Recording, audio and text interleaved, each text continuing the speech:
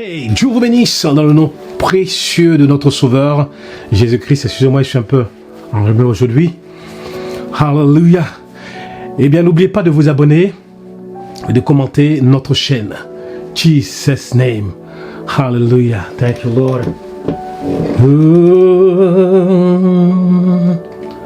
Jesus, wonderful Savior. Beautiful one, hallelujah, I love you, Lord. Alors, je voulais partager la parole de Dieu avec vous ce jour, et parler de la famille, parler du couple.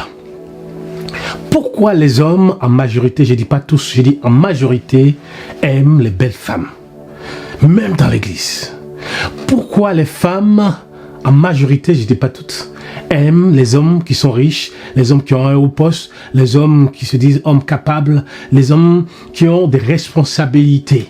Pourquoi? La Bible dit dans Genèse 2, verset 24, l'homme quittera son père et sa mère et s'attachera à sa femme et tous les deux deviendront une seule chair.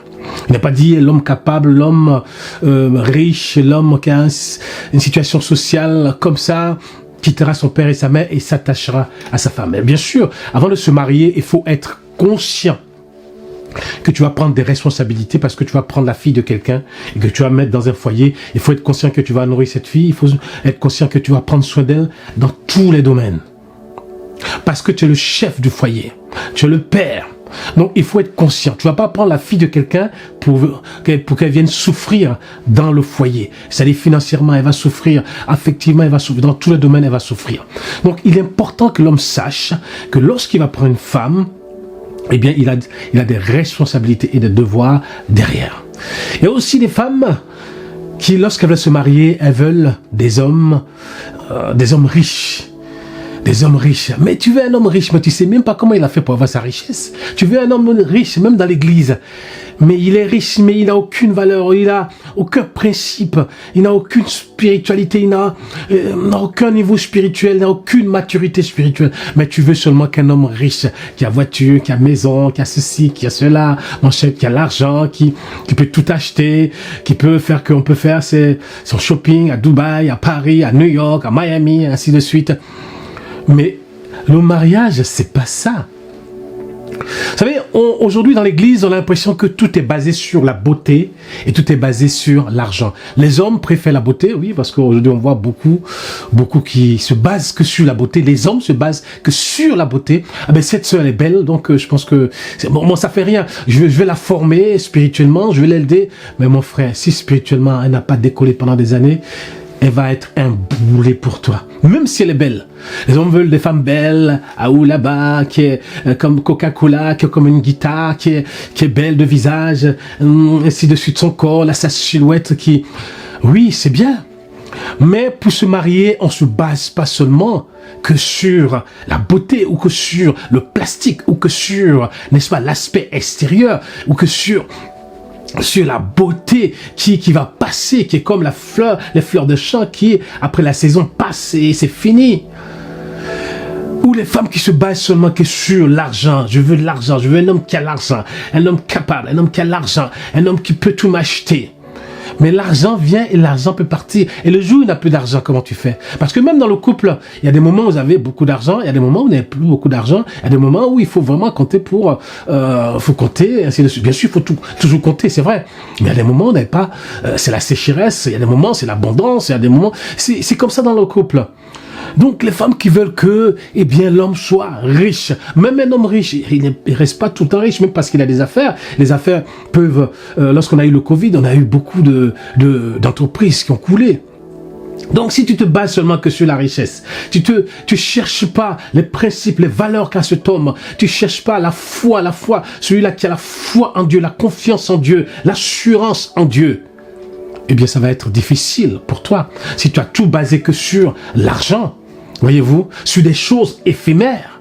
Alors que notre couple, notre foyer doit être basé sur le roc, c'est-à-dire Jésus-Christ, et non pas sur le serpent, c'est-à-dire le diable, les choses de ce monde.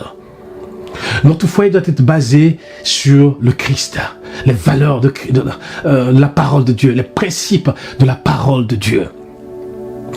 Les valeurs de la parole de Dieu, c'est-à-dire l'amour, c'est-à-dire l'affection, c'est-à-dire, comment dire ça, le soutien. Quand tu passes par des moments difficiles, eh bien, ta famille vient te soutenir. Ta famille est là pour t'aider. C'est-à-dire une autodiscipline. Des gens qui sont autodisciplinés. Des gens qui sont, comment je peux dire ça, des gens qui sont honnêtes. Des gens à qui on peut faire confiance. La famille, eh bien, il doit avoir la confiance dans la famille. Il doit avoir l'affection dans la famille. Il doit avoir l'amour dans la famille. Il doit avoir cette autodiscipline. Il doit avoir le soutien. La famille doit être unie. Une famille unie. C'est-à-dire que si je passe par les moments difficiles, je sais sur qui je peux compter. Si les autres m'abandonnent, je sais que ma famille ne m'abandonnera pas. Parce que ma famille, eh bien, c'est des gens, eh bien, qui ont des valeurs. Des gens qui ont des principes de fidélité, de foi, de soutien, de principes et de foi, des gens qui croient en Dieu, des gens qui ont des valeurs de la parole, enfin des principes de la parole de Dieu, des gens sur qui je peux compter. Ça, c'est important pour le couple. Les valeurs et les principes. Les valeurs, c'est quelque chose sur qui on peut se baser. Les principes, c'est quelque chose de solide sur lesquels on peut se baser pour pouvoir fonder un couple. Mais pas seulement que sur la beauté ou sur l'argent. Parce que l'argent et la beauté passent. Mais si vous vous attachez à quelqu'un, comme dit la parole de Dieu, qui a une solidité spirituelle, qui a une connaissance de la parole de Dieu, parce que la personne doit se nourrir de la parole de Dieu, afin d'aller de progrès en progrès et de victoire en victoire. Quelqu'un qui prie, quelqu'un qui vient devant le trône de la grâce et qui vient plaider, qui vient prier, qui vient intercéder pour son mari et pour sa femme. Vous savez, ces valeurs et ces principes, c'est le rôle des parents. Moi, on m'a éduqué dans l'église. Moi, je suis né dans l'église. Donc, les valeurs et les principes, je les ai. Je les ai, oui. On vit dans une société moderne, mais les valeurs et les principes de la parole de Dieu, on me les a communiqués. Une famille dans laquelle on s'épanouit. Une famille à laquelle on peut faire confiance à cette famille. Une famille qui est ouverte. Une famille dans laquelle tu as la foi. Une famille qui te soutient. Une famille qui a une autodiscipline. Une famille... des gens qui sont honnêtes, des gens qui sont fidèles, des gens qui savent te soutenir, qui savent dire des mots gentils, qui savent te fortifier, t'encourager. Voyez-vous? Et ça, c'est le rôle des parents. Éduquer les enfants afin de leur transmettre des valeurs et des principes. C'est le rôle de la famille, la grande famille. C'est le rôle, n'est-ce pas, des chefs de famille, de transmettre ses valeurs et ses principes. C'est le rôle aussi, des fois même dans le village, du village, des personnes dans le village. C'est le rôle de la communauté de transmettre ces valeurs-là, ces valeurs d'honnêteté. Il faut être honnête, il faut être fidèle. Il y a des gens, aujourd'hui tu es avec eux, mais demain ils t'ont oublié, alors que tu as tout fait pour eux. Tu as tout fait pour eux, tu leur as donné tout, ils ont mangé chez toi, tout ce que tu veux. Mais demain ils t'ont oublié complètement. Des fois tu peux les appeler ou je sais pas, mais ils n'ont pas le temps pour toi. Ils sont passés à autre chose. Si vous partez, vous vous mariez avec quelqu'un qui n'a pas de principe, qui n'a pas de valeur, eh bien ça va être très très difficile pour vous. Et ces valeurs et ces principes, c'est les parents qui doivent les transmettre à leurs enfants. Et lorsque vous arrivez dans le couple, eh bien le travail est déjà fait. Il y a des gens qui se marient, il y a des hommes qui se marient parce qu'il va avoir une belle femme et ben, il pourra avoir du sexe avec elle. Pour lui, il n'y a que ça qui compte. Une belle femme et le sexe.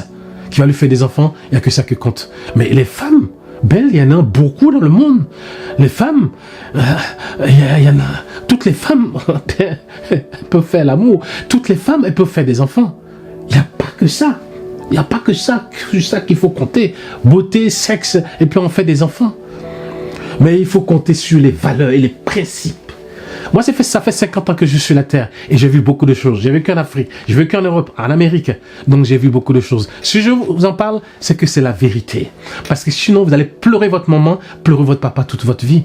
Si vous vous mariez avec n'importe qui, si vous vous basez seulement que sur la beauté, mon frère, tu te bases que sur la beauté. Tu es pasteur, tu te bases que sur la beauté.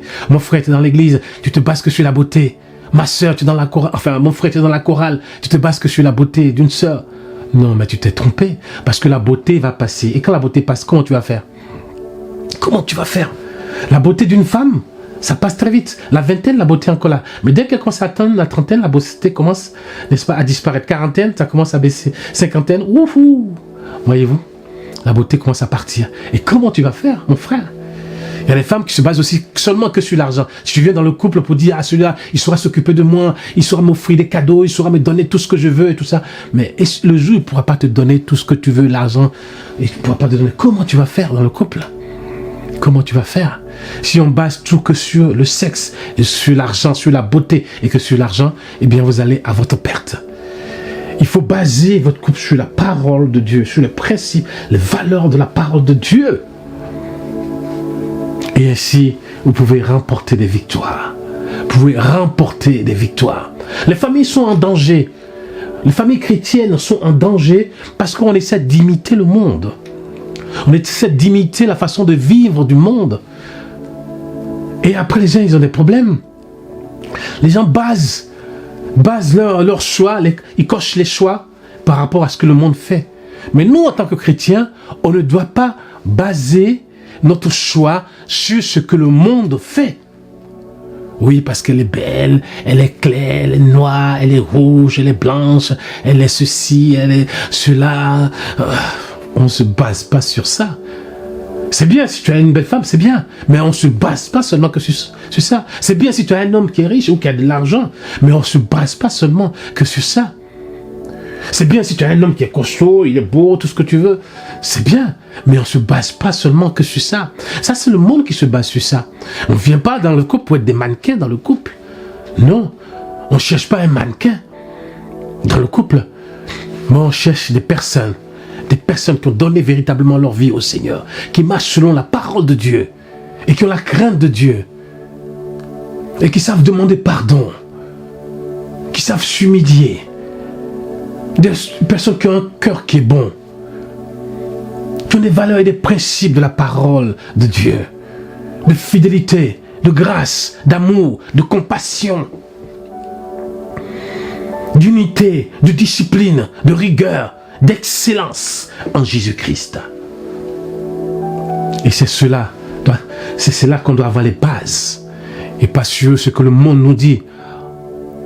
Oh, I want a beautiful woman in my house. I want a rich man in my house. I want to marry a rich man. Tout ça, ça vient de je sais pas d'où, dans les films de novelas et puis dans les films qu'on voit à la télé, dans les films. Mais le mariage, c'est pas un film. Le mariage, c'est la réalité. Et quand vous serez devant la réalité du mariage, vous allez vous dire, on m'avait pas dit ça. Mais là, on vous a dit que le mariage, c'est pas un amusement. Il y a des hauts, il y a des bas. Vous pouvez passer par des moments difficiles ou par des bons moments. Donc il est important de baser son couple sur des valeurs chrétiennes. Tu te maries avec une femme qui n'a pas les valeurs chrétiennes, ça va être difficile pour toi, mon frère. Tu te maries avec un homme qui n'a pas les valeurs chrétiennes, ça va être difficile pour toi. Si ça n'a pas été un enfant qui a été éduqué par ses parents dans les valeurs chrétiennes, ou il ne s'est pas laissé transformer par la parole de Dieu, ça va être difficile. Ou il ne s'est pas laissé transformer dans son être intérieur, dans sa mentalité. Ou quelqu'un qui est encore habitué à s'accrocher à sa culture, n'est-ce pas, à sa mauvaise éducation, à sa communauté qui a été mal éduquée. Enfin, il y a quelque chose que je voulais dire, mais il est important de